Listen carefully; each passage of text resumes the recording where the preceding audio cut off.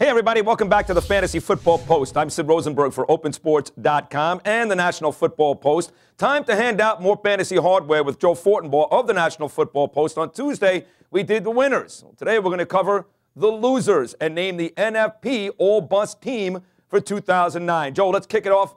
2009 Fantasy Bust of the Year. I know the winner of the year was Chris Johnson. Who was your 2009 Fantasy Bust of the Year? The envelope, please. Tampa Bay Bucks running back Derek Ward gets the Bust of the Year award. This guy was a beast in New York last year, backing up Brandon Jacobs, put up over 1,400 total yards, signed a $17 million deal to come to Tampa Bay. The job was supposed to be his. Ernest Graham was going to move to fullback. Cadillac Williams was out with knee injuries. It was all paid for Derek Ward to be a great sleeper this year. And instead, after 17 weeks, 409 rushing yards, 1 rushing touchdown, less than 4 yards per carry, lost the job to Cadillac Williams, was completely ineffective, and finished the season ranked 50th amongst fantasy running backs in scoring. Derek Ward is your Bust of the Year. Wow, and if you had to give like a best supporting Bust of the Year, maybe you'd go to talking about Chris Johnson, his backfield teammate, Lendell White in Tennessee. How about that? Yeah, Lendell White, 222 yards and 2 touchdowns this season, only 65 carries. He was completely phased out of the offense, completely ineffective. We all knew going into the season Johnson was going to get more of the workload and was going to become the featured back, but fantasy owners still took a shot on White, hoping he could vulture touchdowns like he did last season. It didn't happen. Another guy to keep in mind, Eddie Royal from the Denver Broncos, a complete bust as well. So he's on that list too. I'll tell you who else you may want to consider a complete bust as well. Not a complete because the numbers were okay, but really an underachiever is Brandon Jacobs. You talk about Ward leaving the Giants, going to Tampa Bay. I would maintain Brandon Jacobs of the Giants is deserving of one of these awards.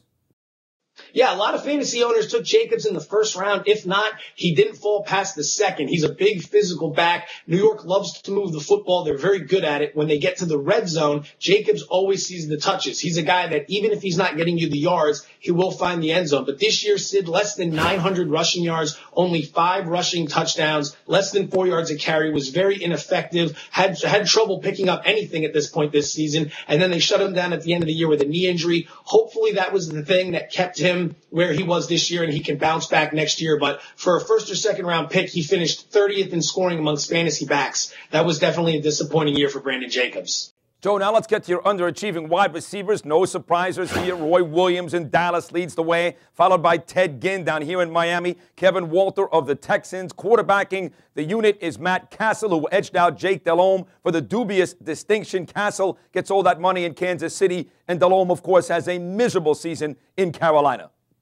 Well, I think a lot of people knew coming into the year that Delhomme wasn't a reliable starter, but they may have taken him as a backup in the hopes that they could use him. He was a complete bust. But Castle was a guy several owners looked at that could come in, possible sleeper this year, where he could come in and get the job done. He was great in New England last year. Kansas City was going to be having a lot of games where they're playing from behind in the second half, so a lot of garbage time numbers. He had Dwayne Bowe on the outside. But the problem was he had a very poor offensive line, and he started the year with Larry Johnson in the backfield, which meant no running game whatsoever. End of the season comes around. Castle ends up ranking 20th or worse in passing yards and touchdowns, only threw 16 touchdown passes this season. But at the same time, did rank 7th in interceptions, throwing 16 of those. Look for him to get better next year with Charlie Weiss now in the fold as the offensive coordinator in Kansas City. But Castle was definitely a disappointment this year. Quickly on Roy Williams, you give up 3 draft picks and a bunch of money for a guy who's going to catch 38 balls for less than 600 yards. He may have scored 7 touchdowns. 4 of those came after week 11, and that was by the point where you weren't even starting him anymore. Roy Williams is on the bust list.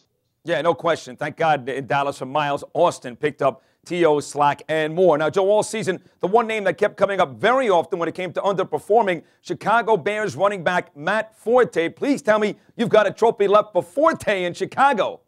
I do. I most certainly do. Couldn't give him the Bust of the Year award because he still put up some numbers, but he's getting the worst value pick of the year award. Forte was a guy that wasn't going any lower than the 5th overall pick this year. A lot of guys saw him at number 2, 3, and 4. He was a very high first-round pick. In return, with Jay Cutler coming into the fold this year, a lot of people thought he was going to be poised for another breakout year to build off of all the numbers he put up as a rookie out of Tulane. Instead, this year comes out, 12 touchdowns as a rookie, only 4 touchdowns this year, less than 4 yards a carry, only just over 900 yards rushing, too. Didn't even break 1,000 yards rushing, ranked 17th in scoring amongst fantasy running backs. That's certainly not what you want from your first-round pick, let alone a top-5 pick. Worst stat of all, though, Sid, in 7 games this year, put up only 6 or less fantasy points. He was a killer through most of the season. You need your first-round pick to produce consistently on a week-to-week basis. Forte just couldn't get it done.